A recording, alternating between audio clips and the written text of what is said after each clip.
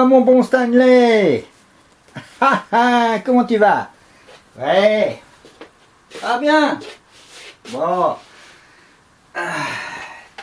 Tu veux que je te raconte une petite histoire? T'aimes bien une petite histoire, hein, Stanley? Ouais. Eh bien, il y avait deux rats. Deux mauvais rats. Un gros et un petit. Non, ils ne s'appelaient pas Laurel ni Hardy. Nos deux porteurs de peste, le pelage noir, les moustaches gluantes, le nez pointant devant et les yeux gluants, traînaient en ville, en quête de nourriture. D'un seul coup, le petit s'arrête. Il dit, regarde. Ah non, je la sens pas, cette rue. Tu vois toutes ces portes.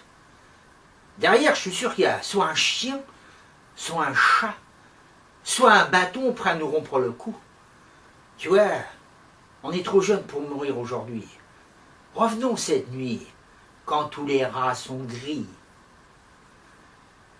La nuit venue, nos deux rats traînent en ville.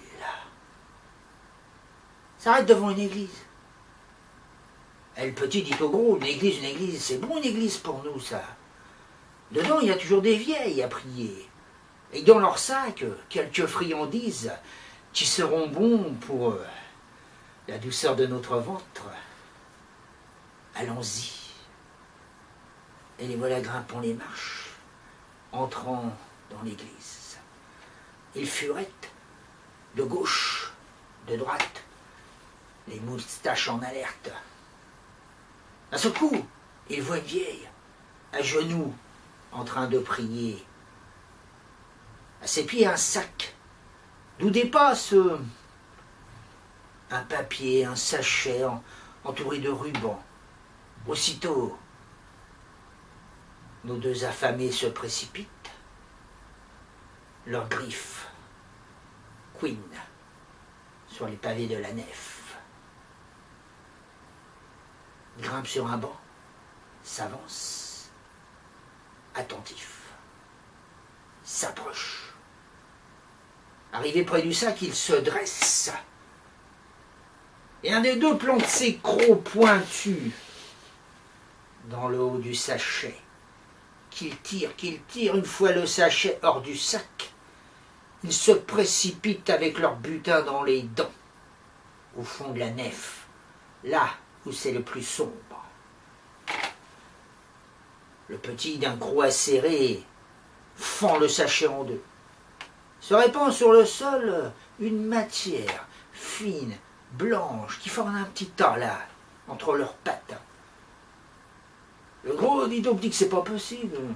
C'est trop fin, qu'ils vont rien pouvoir manger avec ça.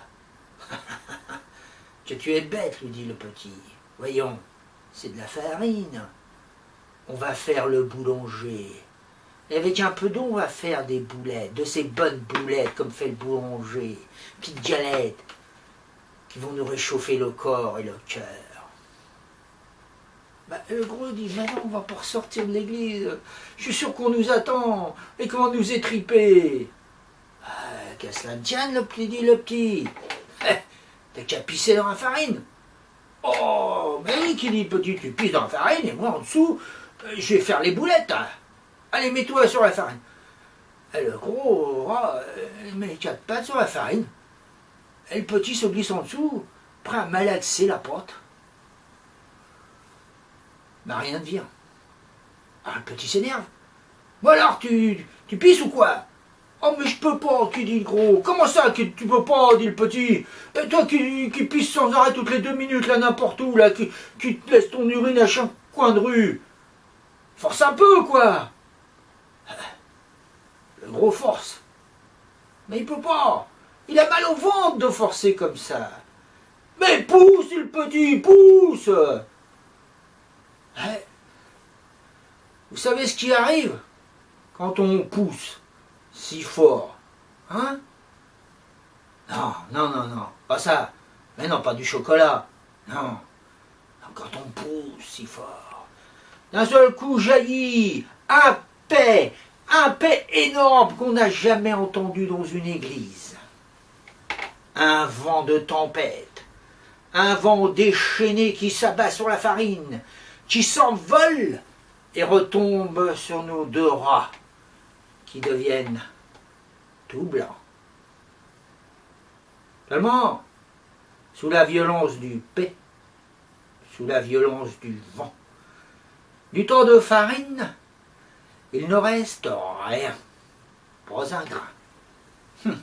Et vous voyez, c'est comme disent les marins bretons en Bretagne. Si tu as envie de pisser, tu regardes d'où vient le vent, sinon tu risques de mouiller tes chaussures. Et aussi, ils rajouteront, ne jamais pratiquer un métier dont tu ne connais rien, car sinon, tu risques de finir le ventre vide comme un couillon. Vive le vent, vive le vent, vive le vent du boyau, souffle, souffle et souffle, souffle et tu finiras idiot. Stanley, qu'est-ce que t'en penses de la petite histoire?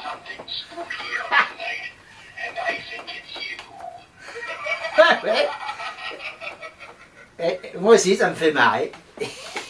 Stanley. Ah, je te raconterai d'autres, mon petit Stanley. T'inquiète pas.